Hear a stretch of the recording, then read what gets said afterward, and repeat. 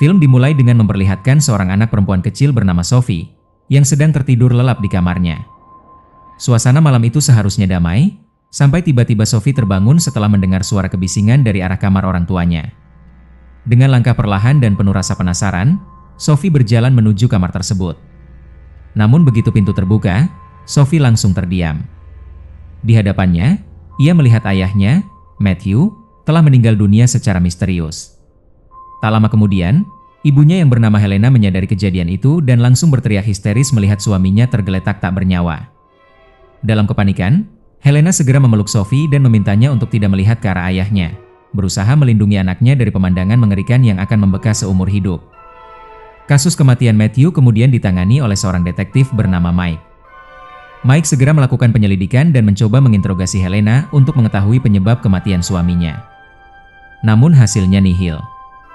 Helena hanya diam dan menolak berbicara sepatah kata pun. Tak hanya Helena, Sophie pun menunjukkan sikap yang sama. Gadis kecil itu menutup diri dan tampak masih berada dalam kondisi syok berat akibat kematian ayahnya. Situasi ini membuat penyelidikan semakin sulit. Lebih aneh lagi, di rumah tersebut tidak ditemukan rekaman CCTV, bukti yang ada sangat minim, dan tidak terdapat tanda-tanda adanya pembobolan atau masuk paksa. Semua fakta ini perlahan membuat detektif Mike mulai merasa curiga pada Helena. Kecurigaan itu semakin kuat karena pada saat kematian Matthew, hanya Helena yang berada di dekatnya. Akhirnya, Mike mengambil keputusan berani dengan menetapkan Helena sebagai tersangka utama, dengan dugaan bahwa ia sengaja membunuh Matthew akibat gangguan kejiwaan. Untuk memastikan hal tersebut, Mike meminta bantuan seorang dokter psikologi bernama Kathy. Tugas Kathy adalah mengevaluasi kondisi mental Helena. Jika terbukti tidak waras, Helena akan ditempatkan di rumah sakit jiwa. Namun jika masih sadar dan sehat secara mental, maka Helena akan dihadapkan pada proses hukum dan berpotensi dijatuhi hukuman penjara. Can you hear me? You have to be brave and you just need to evaluate her state of mind. Saat pertama kali melihat jasad Matthew, Kathy langsung terkejut. Kondisi kematiannya sangat mengerikan. Leher Matthew tampak patah, sementara kedua matanya berwarna merah, seolah mengalami penderitaan luar biasa sebelum meninggal. Tanpa ragu, Kathy mulai memotret berbagai bukti di lokasi kejadian, termasuk coretan-coretan aneh yang terlihat di sekitar tempat Matthew meninggal. Perhatian Kathy kemudian tertuju pada sebuah kertas robek bertuliskan satu kata yang mencurigakan, Takahashi. Kathy sendiri tidak memahami arti tulisan tersebut, namun ia merasa kata itu sangat penting. Setelah itu, Kathy menuju ruang tamu untuk mengajukan beberapa pertanyaan kepada Helena. Namun lagi-lagi, Helena tetap membisu dan menolak menjawab apapun. Tak kehabisan akal, Kathy pun naik ke lantai atas untuk mencoba berbicara dengan Sophie. Ia berharap, dengan pendekatan yang lebih lembut, Sophie mau membuka suara. Di sana, Kathy mendapati Sophie sedang bersama kakeknya yang bernama Tom. Tom sempat memberikan petunjuk penting kepada Kathy. Ia menyebut nama seorang pria bernama Doggy, yang terakhir kali terlihat bersama Helena dan Matthew sebelum kejadian tragis itu terjadi. Meski informasi itu sangat penting, Kathy justru meminta Tom untuk meninggalkan ruangan sejenak. Ia ingin berbicara langsung dengan Sophie tanpa gangguan. Dengan penuh kelembutan, Kathy mendekati Sophie dan berusaha memahami trauma yang dialami gadis kecil itu. Ia mencoba membujuk Sophie agar mau menceritakan apa yang sebenarnya terjadi pada malam kematian Matthew. Namun Tom, dalam upayanya melindungi sang cucu, melarang Sophie berbicara. Ia takut Kathy akan membawa Sophie pergi, dan Sophie tidak akan bisa bertemu ibunya lagi. Mendengar hal itu, Sophie semakin ketakutan dan memilih untuk tetap diam. Melihat kondisi tersebut, Kathy akhirnya berjanji kepada Sophie bahwa apapun yang terjadi, ia tidak akan memisahkan Sophie dari Helena. Mendengar janji itu, hati Sophie perlahan luluh. Akhirnya, Sophie mulai menceritakan kejadian malam itu. Ia mengatakan bahwa saat kejadian, dirinya sedang tertidur nyenyak hingga terbangun oleh suara teriakan dari kamar orang tuanya. Ketika ia mengecek ke sana, Sophie melihat sesuatu yang mengerikan. Ayahnya telah meninggal dibunuh oleh sesosok iblis jahat bernama Mara. Mendengar pengakuan tersebut, Kathy langsung terkejut dan segera bertanya kepada Helena, siapa sebenarnya Mara itu. Namun alih-alih memberikan jawaban, Helena justru kembali berteriak histeris, membuat Kathy semakin bingung dan menyadari bahwa kasus ini jauh lebih gelap dari yang ia bayangkan. Helena kemudian dibawa ke kantor polisi untuk menjalani interogasi lebih lanjut. Dalam proses ini, Katie menjadi sosok kunci yang akan menilai dan menentukan nasib Helena. Apakah Helena lebih tepat dimasukkan ke rumah sakit jiwa, atau justru harus menghadapi hukuman penjara atas kematian suaminya? Saat interogasi berlangsung, Katie mulai menanyakan secara perlahan apa sebenarnya yang terjadi pada Matthew. Untuk pertama kalinya sejak kejadian itu, Helena akhirnya membuka suara. Dengan nada lemah dan penuh luka batin, Helena mengungkap sebuah fakta mengejutkan.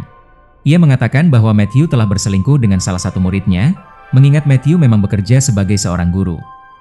Pengakuan perselingkuhan itu menjadi awal dari kehancuran rumah tangga mereka.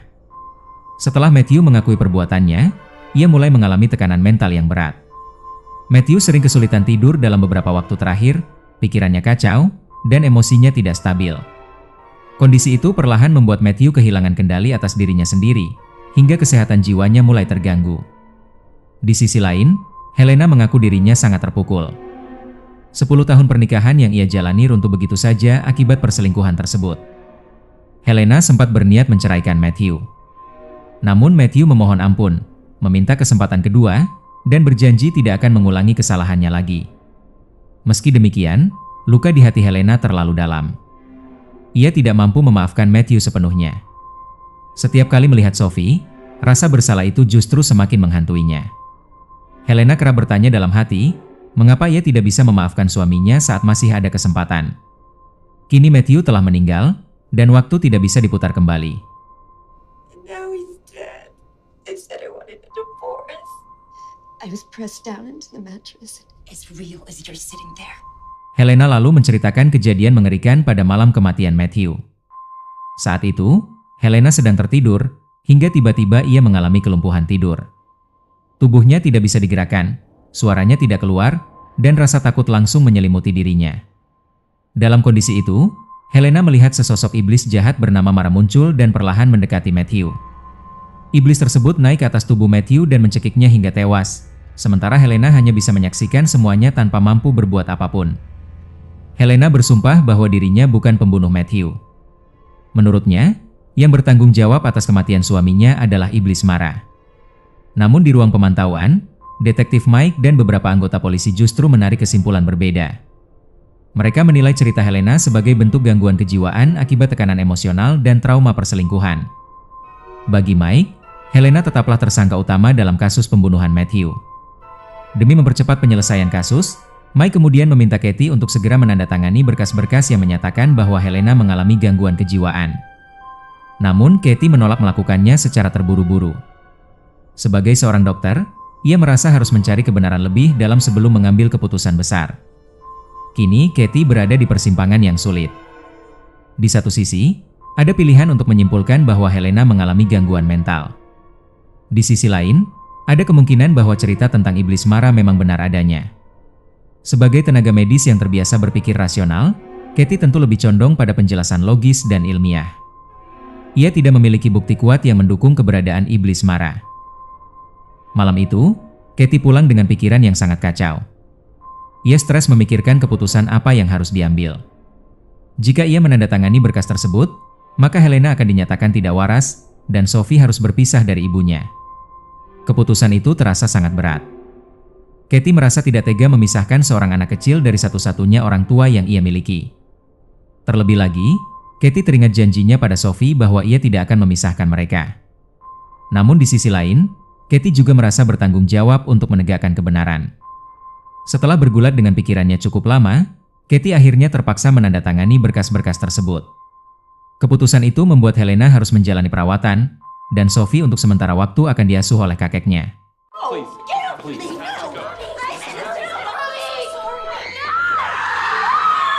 Katie hanya bisa meminta maaf dan merasa sangat bersalah karena gagal menepati janjinya pada Sophie. Malam harinya, saat Katie tertidur, sesuatu yang aneh terjadi. Ia tiba-tiba terbangun dan menyadari dirinya mengalami ketindihan.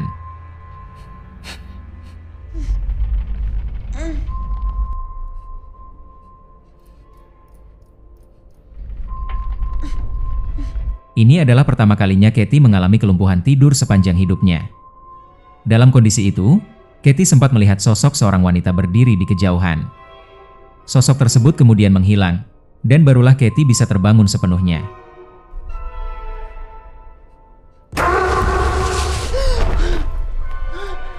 Keesokan harinya, Katie terlihat termenung. Rasa bersalah terhadap Sophie terus menghantuinya. Saat sedang melamun, pandangannya tertuju pada selembar kertas yang tergeletak di atas meja. Kertas itu ia ambil sebelumnya dari rumah Sophie. Katie menyadari ada robekan kecil di bagian pojok kertas tersebut. Spontan, ia mengambil beberapa foto bukti yang sempat ia simpan dari rumah Sophie dan mulai mencocokkan robekan itu dengan kertas-kertas lain. Tak disangka, potongan tersebut cocok sempurna dengan salah satu kertas robek yang sebelumnya ia temukan. Setelah menyatukan potongan-potongan itu, Katie menemukan sebuah petunjuk penting. Di atas kertas tersebut tertulis bahwa seorang pria bernama Takahashi mengetahui lebih banyak tentang iblis Mara. Bahkan, di kertas itu juga tertera alamat rumah Takahashi. Temuan ini menjadi titik awal baru bagi Katie untuk mengungkap kebenaran yang sebenarnya. Setelah menemukan alamat yang tertera di kertas tersebut, Katie segera menuju ke lokasi yang dimaksud. Begitu tiba di sana, suasana rumah Takahashi langsung menimbulkan rasa tidak nyaman. Kondisinya sangat berantakan, tidak terurus, dan tampak seperti sudah lama ditinggalkan. Tidak ada tanda-tanda kehidupan, suasananya sunyi, dan terasa mencekam. Katie mencoba berkeliling rumah itu, berharap masih bisa menemukan Takahashi dalam keadaan hidup. Namun harapan tersebut langsung sirna ketika Katie menemukan jasad Takahashi di dalam rumah, dalam kondisi sudah membusuk. Temuan itu membuat Katie sangat terkejut. Tanpa membuang waktu, Katie segera menghubungi detektif Mike agar pihak kepolisian segera melakukan investigasi terkait kematian Takahashi. Dari hasil pemeriksaan awal, Mike mengungkapkan bahwa Takahashi bukan warga negara Amerika, melainkan berasal dari Jepang. Berdasarkan kondisi jasadnya, diperkirakan Takahashi telah meninggal dunia sekitar 1 minggu yang lalu. Jika dilihat lebih seksama, Katie mulai menyadari adanya kemiripan luka antara Takahashi dan Matthew. Namun meski menemukan kesamaan tersebut, Detektif Mike tetap bersikukuh dengan pendapatnya. Mike masih meyakini bahwa Helena adalah pelaku yang telah membunuh Matthew dan Takahashi. Berbeda dengan Mike, Katie belum ingin mengambil kesimpulan. Ia merasa ada sesuatu yang belum terungkap. Demi mencari kebenaran, Katie memutuskan untuk langsung mendatangi rumah sakit jiwa tempat Helena dirawat. Setibanya di sana, Katie menanyakan secara langsung kepada Helena apakah ia mengenal seorang pria bernama Takahashi. Selain itu, Katie juga menyinggung nama Dogi, pria yang sebelumnya disebut oleh Tom. Awalnya, Helena hanya diam dan kembali menutup diri. Namun suasana mulai berubah ketika Katie menceritakan masa lalu kelamnya sendiri, terutama tentang ibunya yang juga mengalami gangguan mental. Katie bercerita bahwa saat dirinya masih seumuran Sophie, ibunya menderita skizofrenia dan harus dirawat di rumah sakit jiwa. Setelah menjalani perawatan selama 3 minggu, ibu Katie ditemukan meninggal dunia akibat gantung diri di kamar perawatannya. Peristiwa itu menjadi titik balik dalam hidup Katie. Kematian sang ibu membuatnya memutuskan untuk menjadi seorang dokter psikolog, dengan harapan bisa membantu orang-orang yang mengalami gangguan mental seperti yang dialami ibunya. Mendengar cerita tersebut, perlahan-lahan Helena mulai terbuka dan akhirnya bersedia berbicara. Helena mengungkapkan bahwa pada awalnya ia merasa sangat kasihan melihat kondisi Matthew yang terus-menerus mengalami gangguan tidur dan sering mengalami ketindihan. Tak tega melihat penderitaan suaminya, Helena pun berusaha mencari bantuan. Ia mulai mencari informasi melalui forum dan grup diskusi online yang membahas orang-orang dengan masalah serupa, terutama yang berkaitan dengan kesulitan tidur akibat ketindihan. Setelah cukup lama mencari, Helena akhirnya menemukan sebuah grup yang dikelola oleh seorang dokter bernama Dr. Ellis. Grup tersebut berisi orang-orang yang mengalami gangguan tidur akibat ketindihan. Di grup itulah Helena berkenalan dengan 2 orang penting, yaitu Takahashi dan Dogi. Berkat bantuan dan dukungan dari komunitas tersebut, Matthew merasa sedikit lebih lega. Ia akhirnya menemukan tempat untuk berbagi pengalaman dan mencari solusi bersama orang-orang yang mengalami hal serupa. Namun sebelum kematian Matthew, Helena menyadari adanya sesuatu yang aneh. Ia melihat tanda merah misterius muncul di mata Matthew secara tiba-tiba. Sejak saat itu, kondisi Matthew semakin memburuk, baik secara fisik maupun mental. Helena merasa sangat khawatir, terutama setelah menyadari bahwa tanda merah tersebut memiliki hubungan dengan iblis tidur yang dikenal sebagai Mara. Dengan wajah penuh ketakutan, Helena kemudian memohon kepada Katie agar membantunya keluar dari rumah sakit jiwa, supaya ia bisa bertemu dengan Sophie. Namun, Katie menolak permintaan itu karena takut akan konsekuensi yang mungkin terjadi jika Helena dibebaskan. Tiba-tiba, Helena menunjukkan tanda merah yang kini muncul di matanya sendiri. Tanda itu menjadi bukti nyata bahwa dirinya telah ditandai oleh iblis Mara dan kemungkinan akan menjadi target selanjutnya. Menyadari bahwa hidupnya mungkin tidak akan lama lagi, Helena kembali memohon kepada Katie. Ia hanya ingin bertemu Sophie untuk terakhir kalinya. Katie yang semakin bingung dan terguncang oleh semua pengakuan tersebut akhirnya memutuskan untuk mencari jawaban lain. Ia yakin satu-satunya orang yang mungkin memahami situasi ini adalah Dr. Ellis. Katie kemudian menghadiri sebuah pertemuan yang diadakan oleh Dr. Ellis, yang dihadiri oleh beberapa orang penderita ketindihan. Di antara mereka, Katie melihat sosok Doggy. Dalam pertemuan itu, Dr. Ellis dengan tenang menjelaskan apa itu ketindihan dan bagaimana kondisi tersebut dapat memengaruhi pikiran serta tubuh seseorang. Menurut Dr. Ellis, ketindihan adalah pengalaman menakutkan yang terjadi ketika seseorang terbangun dari tidur, namun tubuhnya belum bisa bergerak atau berbicara. Kondisi ini terjadi saat seseorang berada di fase setengah sadar, di mana pikirannya sudah bangun sepenuhnya, tetapi tubuhnya masih terjebak dalam keadaan tidur. Akibatnya, seseorang seolah berada di antara dua dunia, antara sadar dan tidur. Namun menurut Dr. Ellis, kebanyakan orang selama ini justru mengaitkan ketindihan dengan kejadian mistis. Padahal, dari sudut pandang medis, fenomena tersebut masih bisa dijelaskan secara ilmiah. Dr. Ellis menegaskan bahwa dirinya, begitu juga Katie, sebagai tenaga medis yang berpegang teguh pada ilmu pengetahuan, tidak mudah percaya pada hal-hal yang bersifat supranatural. Bagi mereka, sosok-sosok mengerikan yang sering muncul saat ketindihan kemungkinan besar hanyalah halusinasi, yang diciptakan oleh otak akibat stres, kecemasan, atau tekanan mental yang berat. Pikiran manusia yang berada di antara kondisi sadar dan tidur bisa menciptakan ilusi yang terasa sangat nyata. Some people suffer hallucinations, waking nightmares. When coming in and out of REM sleep. Setelah memberikan penjelasan tersebut, Dr. Ellis selalu mempersilakan para peserta yang hadir untuk menceritakan pengalaman mereka masing-masing saat mengalami ketindihan. Satu persatu, mereka mulai berbagi kisah. Banyak di antara mereka yang menceritakan momen-momen menakutkan ketika mereka merasa terjebak di dalam tubuh sendiri. Beberapa peserta bahkan mengaku merasakan kehadiran sesuatu yang sangat jahat, seolah sedang mengawasi mereka dari kejauhan. Suasana pertemuan perlahan berubah menjadi semakin mencekam, hingga akhirnya, seorang pria bernama John angkat bicara. Dengan nada serius dan wajah penuh keyakinan, John mengatakan bahwa sosok iblis jahat yang mereka bicarakan itu benar-benar ada, dan saat ini berada di sekitar mereka. Ucapan John langsung mengundang reaksi beragam. Namun sebelum suasana semakin memanas, Doggy tiba-tiba memotong pembicaraan. Dengan suara tegas, Doggy mengatakan bahwa jika John sudah melihat iblis marah di dunia nyata, maka itu berarti John telah mencapai tahap terakhir dalam hidupnya. Doggy pun memberikan peringatan keras. Ia menyuruh John untuk tetap terjaga dan tidak tertidur malam ini, karena jika John sampai tertidur, maka ia akan menjadi korban berikutnya dari iblis marah. Kegaduhan langsung terjadi ketika Doggy tiba-tiba melepas kacamata yang dikenakan John. Di hadapan semua orang, terlihat jelas bahwa mata John berwarna merah darah. Menurut Doggy, mata merah itu adalah tanda bahwa nyawa John sudah berada di ujung tanduk. Doggy menegaskan bahwa satu-satunya cara agar John bisa tetap hidup hanyalah dengan tidak tertidur lelap. Meski Dr. Ellis dan Katie tetap berpegang pada logika medis dan tidak sepenuhnya percaya pada keberadaan iblis marah, Doggy bersumpah bahwa jika John tertidur malam ini, maka ia pasti akan mati.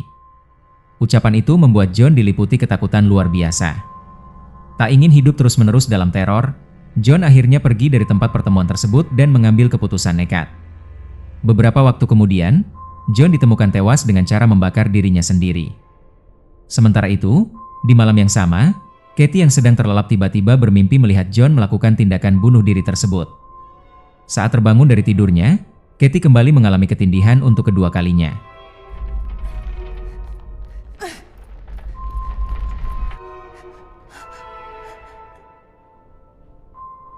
Dalam kondisi tak berdaya itu, Katie sempat melihat sosok seorang wanita berada di bawah meja. Beberapa saat kemudian, tubuh Katie akhirnya bisa digerakkan kembali. Tak lama setelah itu, ponsel Katie berdering. Detektif Mike menghubunginya dan menyampaikan kabar tragis, John telah meninggal dunia. Katie terdiam, ia tidak percaya bahwa mimpi yang baru saja dialaminya seolah menjadi kenyataan. Merasa ada sesuatu yang tidak beres, Katie meminta Mike untuk menangkap Doggy. Menurut Katie, Doggy terlalu tepat dalam memprediksi kematian John. Katie menduga bahwa Doggy kemungkinan besar adalah pelaku di balik serangkaian kematian yang menimpa John, Takahashi, dan Matthew. Meski saat itu mereka belum memiliki bukti yang cukup kuat, kecurigaan tersebut semakin menguat. Namun saat Doggy diinterogasi, ia memilih untuk diam 1000 bahasa. Dogi menolak memberikan komentar atau informasi apapun terkait kematian-kematian tersebut. Mike semakin frustrasi menghadapi kebuntuan ini. Interogasi yang tidak membuahkan hasil membuat penyelidikan berjalan di tempat. Dalam situasi itu, Katie mencoba pendekatan berbeda. Ia bertanya secara langsung kepada Dogi tentang iblis marah dan apa yang sebenarnya Dogi ketahui. Kali ini, Dogi akhirnya mau berbicara. Ia mengatakan bahwa orang pertama yang melihat iblis marah adalah Takahashi. Dogi mengenal Takahashi secara tidak sengaja di salah satu grup diskusi online.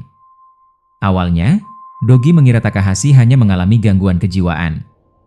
Namun kematian tragis Takahashi membuktikan sebaliknya. Takahashi benar-benar dihantui oleh sosok iblis marah, hingga akhirnya kehilangan nyawanya. Sebelum kematiannya, Dogi dan Takahashi telah berusaha sekuat tenaga mencari cara agar bisa terhindar dari teror tersebut. Sayangnya, semua upaya itu sia-sia. Menurut Dogi, iblis marah telah menghantui manusia sejak 400 tahun sebelum Masehi, dan telah menjadi penyebab kematian banyak orang sepanjang sejarah. Dogi juga menyebut kematian Matthew sebagai bagian dari rangkaian korban marah. Ia mengaku sudah memperingatkan Matthew agar tidak tidur, namun Matthew menolak mendengarkan, dan akhirnya tewas. Sebagai bukti, Dogi menunjukkan tanda di matanya, yang menandakan bahwa dirinya juga telah ditandai oleh iblis marah. Hal itu menegaskan bahwa Dogi sendiri kini menjadi salah satu target berikutnya. Meski Dogi sudah menceritakan semuanya dengan sangat detail, Detektif Mike tetap menganggap cerita tentang iblis marah hanyalah omong kosong. Bagi Mike, semua kematian yang terjadi masih masuk akal jika dikaitkan dengan ulah Dogi. Walaupun hingga saat ini belum ada bukti kuat untuk menahannya, Mike yakin bahwa seiring berjalannya waktu, kebenaran tentang kejahatan Dogi pasti akan terungkap. Di tengah ketegangan penyelidikan, Mike menyampaikan sebuah kabar baik kepada Katie. Ia mengatakan bahwa Helena akan dipulangkan hari ini, dan akhirnya bisa bertemu kembali dengan putrinya. Mendengar kabar tersebut, Katie merasa sangat lega dan bahagia.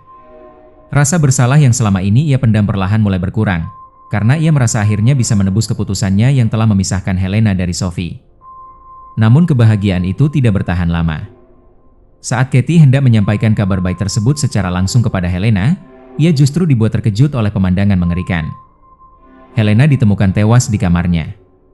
Lebih mengejutkan lagi, mata Helena berwarna merah, persis seperti yang sebelumnya dialami oleh Matthew dan John. Kematian tragis Helena langsung menghantam batin Katie dengan sangat keras. Rasa bersalah itu kini berubah menjadi beban yang jauh lebih berat. Katie merasa dirinya ikut bertanggung jawab atas kematian Helena. Ia teringat bagaimana di saat-saat terakhirnya, Helena memohon untuk dibebaskan agar bisa bertemu Sophie untuk terakhir kalinya. Namun permohonan itu justru ia abaikan.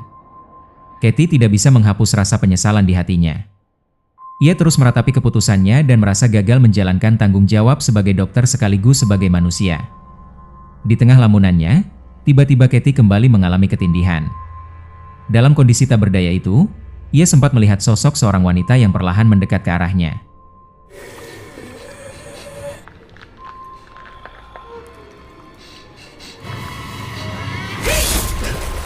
Beruntung, Katie berhasil tersadar. Namun setelah itu, ia merasakan ada sesuatu yang aneh. Saat memeriksa matanya di cermin, Katie terkejut mendapati tanda merah yang sama persis seperti yang muncul di mata Helena. Kecemasan langsung menyelimuti dirinya. Bercak merah tersebut menjadi pertanda bahwa Katie telah ditandai oleh iblis marah. Dalam kondisi panik, Katie menyadari bahwa satu-satunya orang yang mungkin bisa membantunya saat ini hanyalah Dogi. Ia harus mencari Dogi dan menggali informasi lebih dalam tentang iblis marah. Karena tidak mengetahui alamat rumah Dogi, Katie nekat menyusup ke ruang kerja Mike. Di sana, Katie menemukan beberapa berkas penting, termasuk data tempat tinggal Dogi. Ternyata, Dogi tinggal di sebuah gubuk tua yang terpencil. Tak hanya itu, Katie juga menemukan rekaman CCTV rumah sakit jiwa yang memperlihatkan detik-detik kematian Helena. Dalam rekaman tersebut, Katie melihat sesuatu yang membuat bulu kuduknya berdiri, sebuah bayangan hitam berdiri tepat di atas tubuh Helena sebelum kematiannya.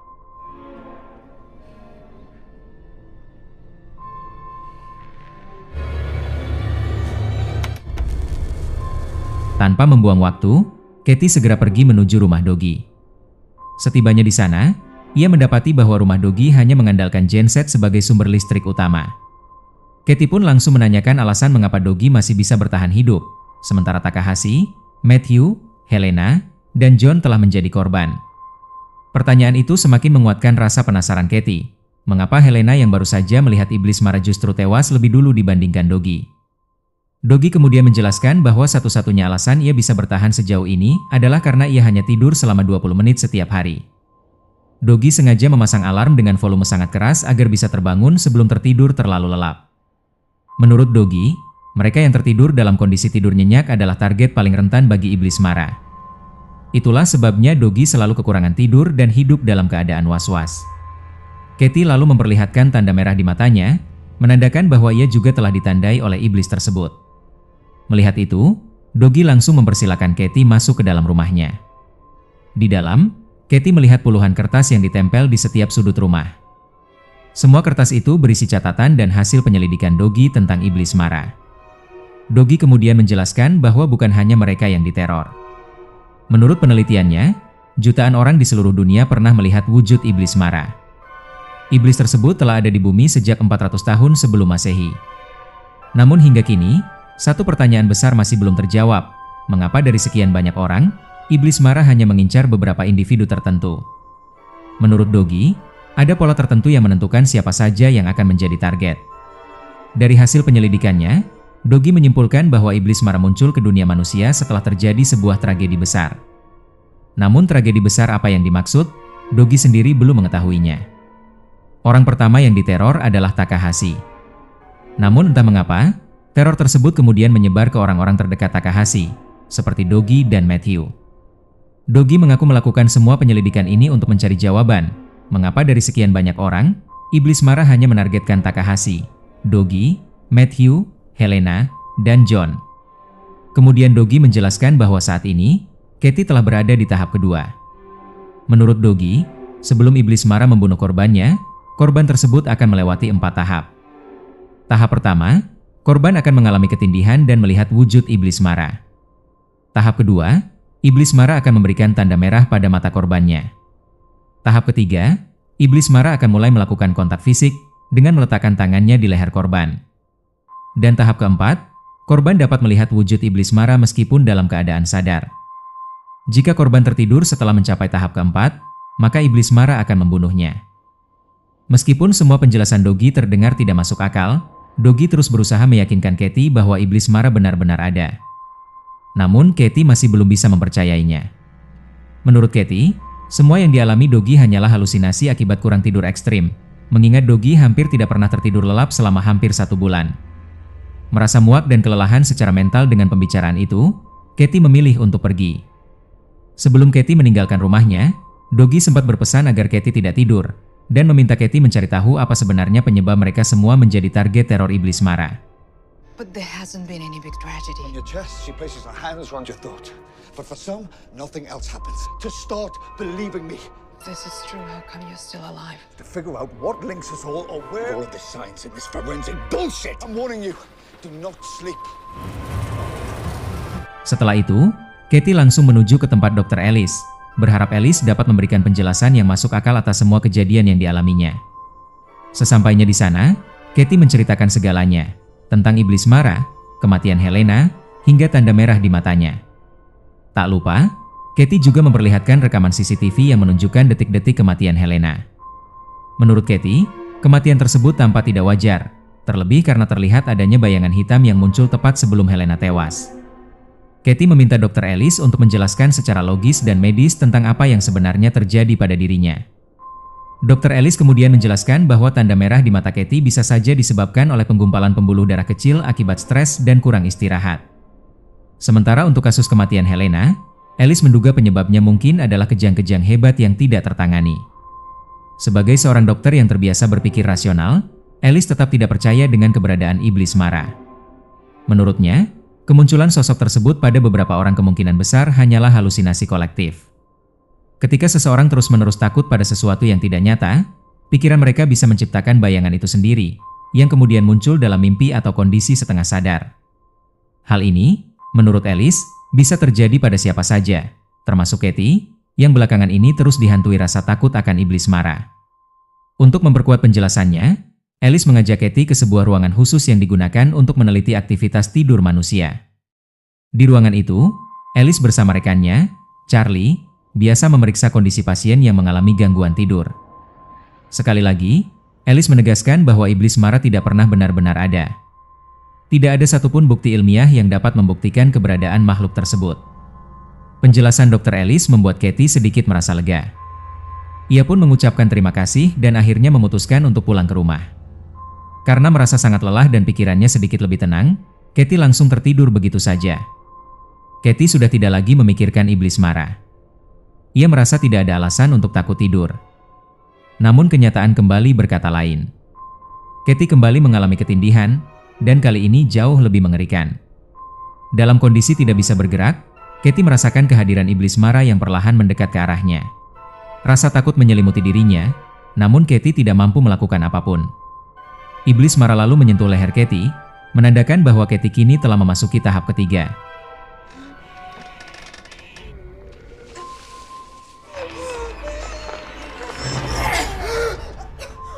Keesokan harinya, Katie menghubungi Tom untuk menanyakan kondisi Sophie. Tom mengatakan bahwa keadaan Sophie justru semakin memburuk. Sophie mengalami kesulitan tidur sejak Katie berbicara dengannya. Sophie juga merasa sangat bersalah atas penangkapan ibunya, karena ia sempat berbicara dengan Katie, padahal sebelumnya Tom sudah melarangnya. Tom pun meminta Katie untuk tidak lagi mengganggu keluarganya. Hari itu juga bertepatan dengan hari pemakaman Helena. Katie datang sebagai bentuk penghormatan terakhir. Rasa bersalah dan penyesalan kembali menghantui pikirannya. Beberapa saat kemudian, Katie menerima pesan dari Doggy. Dalam pesan tersebut, Doggy mengabarkan bahwa malam sebelumnya ia tidak sengaja tertidur karena mesin gensetnya mati sehingga alarmnya tidak berbunyi. Akibatnya, Doggy kini telah memasuki tahap keempat. Doggy mengaku sangat ketakutan dan tidak tahu harus berbuat apa. Ia sadar bahwa jika sampai tertidur sekali lagi, maka nyawanya tidak akan bisa diselamatkan. Tanpa berpikir panjang, Katie segera pergi ke rumah Doggy. Sesampainya di sana, Katie dibuat terkejut melihat kondisi Doggy yang sangat mengenaskan. Doggy memotong kelopak matanya sendiri, agar dirinya tidak bisa menutup mata dan tertidur. Doggy nekat melakukan tindakan ekstrim tersebut demi bertahan hidup. Melihat kondisi Doggy yang memprihatinkan, Katie langsung membawanya ke klinik Dr. Alice.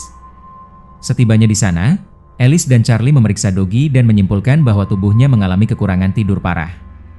Tanpa banyak pertimbangan, Alice dan Charlie akhirnya memberikan obat tidur kepada Doggy. Selama Doggy tertidur, Charlie dan Dr. Alice terus memantau kondisinya dengan ketat. Mereka memastikan seluruh alat pemantau terpasang dan berfungsi dengan baik.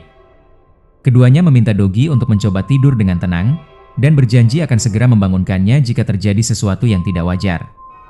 Namun di balik semua itu, Doggy sebenarnya sudah merasa pasrah dengan hidupnya.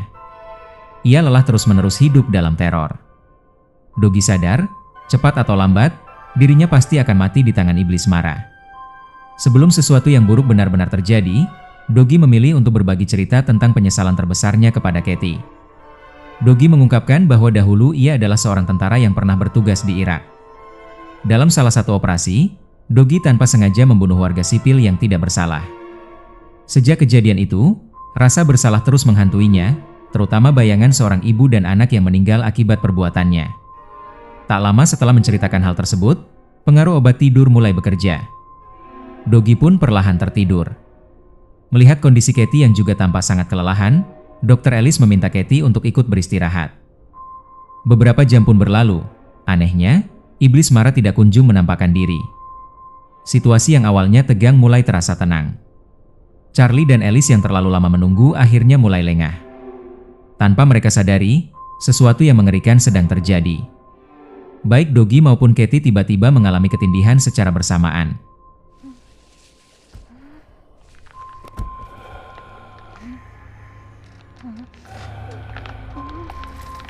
Dalam kondisi tak berdaya itu, mereka melihat sosok iblis mara perlahan mendekat ke arah Doggy. Keduanya sama-sama melihat sosok tersebut, namun tidak bisa bergerak ataupun berteriak. Detak jantung Doggy mulai meningkat drastis hingga alat pemantau berbunyi keras.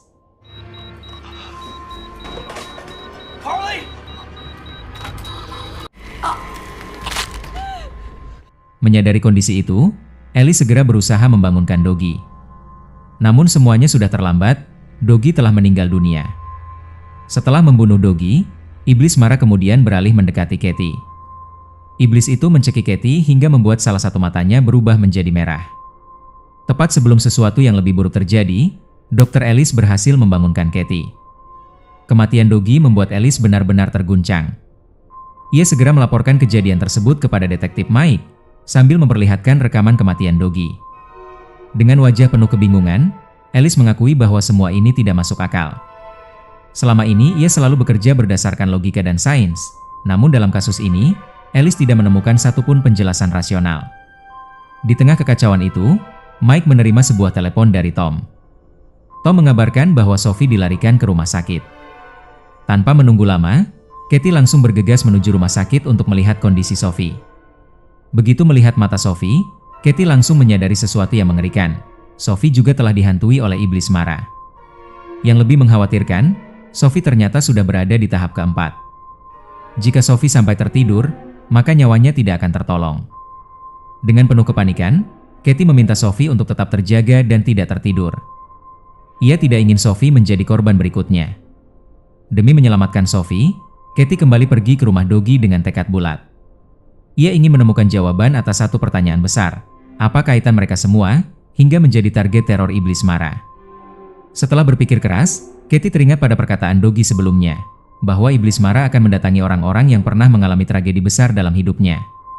Dari situlah Katie mulai mencari tahu tragedi apa saja yang pernah menimpa mereka semua, dirinya sendiri, Doggy, Helena, Matthew, dan yang lainnya. Agar lebih mudah, Katie membuat sebuah bagan. Ia mulai mengumpulkan potongan-potongan tragedi besar yang dialami setiap korban. Doggy, dengan tragedi pembunuhan warga sipil yang tidak bersalah. John, yang pernah mengalami kecelakaan bersama ibunya hingga menyebabkan sang ibu meninggal. Matthew, yang hidupnya hancur setelah perselingkuhannya terbongkar. Helena, yang berada di ambang perceraian dan kehilangan keluarganya.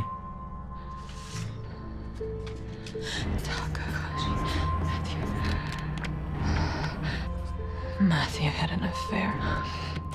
Helena, Takahashi, what did you do? Kini, hanya satu kepingan yang belum lengkap.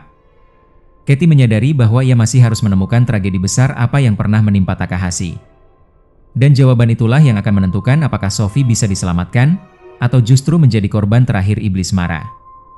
Katie pun langsung menghubungi Mike untuk menanyakan lebih lanjut tentang tragedi apa yang sebenarnya pernah menimpa Takahashi. Mike kemudian menjelaskan bahwa Takahashi dulunya adalah seorang kepala sekolah yang dikenal cukup peduli terhadap para siswanya. Suatu hari, Takahashi membuat sebuah program makanan murah untuk membantu siswa-siswa dari keluarga kurang mampu. Namun sayangnya, program tersebut justru berakhir menjadi sebuah tragedi besar. Ikan yang dibagikan kepada para siswa ternyata telah terkontaminasi dan menyebabkan 38 siswa meninggal dunia. Tragedi itu menghancurkan hidup Takahashi. Ia merasa bersalah luar biasa dan tidak sanggup menghadapi kenyataan. Alih-alih bertanggung jawab, Takahashi memilih untuk melarikan diri ke negara lain demi menghindari hukuman penjara. Mendengar penjelasan itu, Katie akhirnya mulai menemukan titik terang. Mengingat Takahashi adalah orang pertama yang diteror iblis mara, kini semuanya terasa masuk akal. Katie menyadari bahwa mereka semua memiliki satu kesamaan besar, yaitu rasa bersalah yang sangat mendalam setelah mengalami atau melakukan tragedi besar dalam hidup mereka. Doggy merasa bersalah karena membunuh warga sipil yang tidak bersalah. John merasa bersalah atas kematian ibunya. Matthew merasa bersalah karena perselingkuhannya.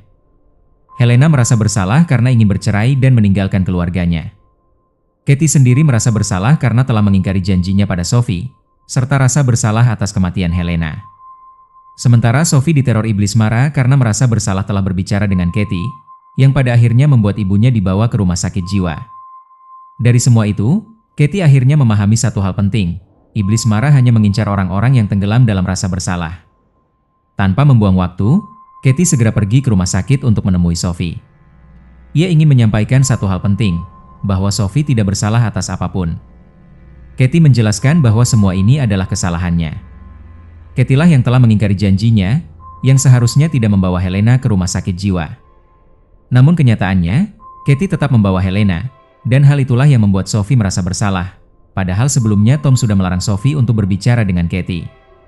Katie berharap dengan menghilangkan rasa bersalah Sophie, maka nyawa Sophie bisa diselamatkan. Namun karena kelelahan dan rasa kantuk yang luar biasa, tanpa disadari Katie justru ketiduran. Hal itu membuat Katie kini berada di tahap keempat, tahap di mana seseorang bisa melihat wujud iblis Mara secara nyata.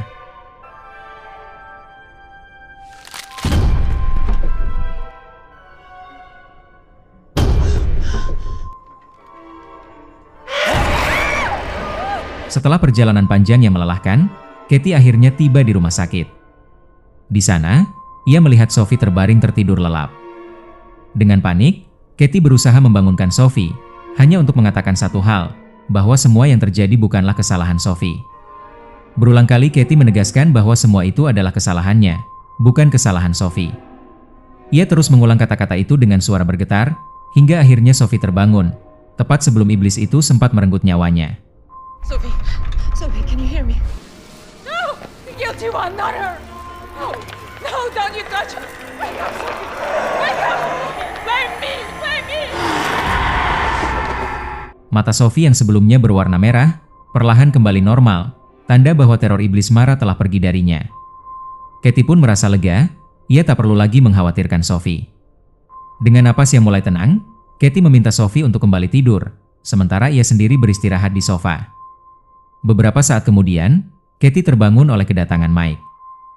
Mike menjelaskan bahwa kondisi Sophie mulai membaik dan menyarankan agar Katie segera pulang untuk beristirahat. Sebelum pergi, Katie memutuskan untuk berpamitan pada Sophie. Namun, sesuatu yang aneh tiba-tiba terjadi. Mata Sophie yang semula normal perlahan berubah menjadi hitam pekat. Dengan suara yang berbeda, Sophie mengatakan bahwa ia memang telah memaafkan Katie, tetapi tidak dengan Helena. Helena masih menyalahkan Katie atas kematiannya. Saat itulah Katie menyadari kebenaran yang mengerikan, rasa bersalahnya sendiri belum pernah benar-benar hilang. Dan perasaan itulah yang membuatnya tak pernah benar-benar terbebas dari teror iblis Mara.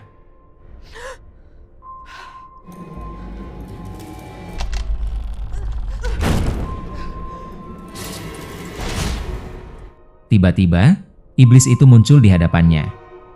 Tubuh Katie membeku, ia tak mampu bergerak, seolah terperangkap dalam ketindihan. Perlahan, sosok mengerikan itu mendekat, menatap Katie tanpa ampun.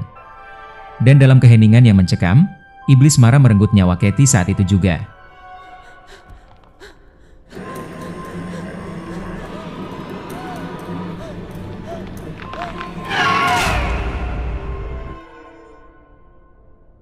Kisah ini mengingatkan kita bahwa rasa bersalah yang dipendam terlalu lama tidak pernah benar-benar hilang. Ia tumbuh diam-diam, menggerogoti pikiran, hingga akhirnya menghancurkan diri kita sendiri. Bukan semua kesalahan bisa diperbaiki, tapi bukan berarti kita harus terus menghukum diri sendiri karenanya. Saat seseorang menolak memaafkan dirinya, ia akan hidup dalam ketakutan yang ia ciptakan sendiri. Dan terkadang, bahaya terbesar bukanlah apa yang datang saat kita tertidur, melainkan penyesalan yang tak pernah kita lepaskan saat terjaga. Saya Rumi pamit undur diri, sampai jumpa di video berikutnya.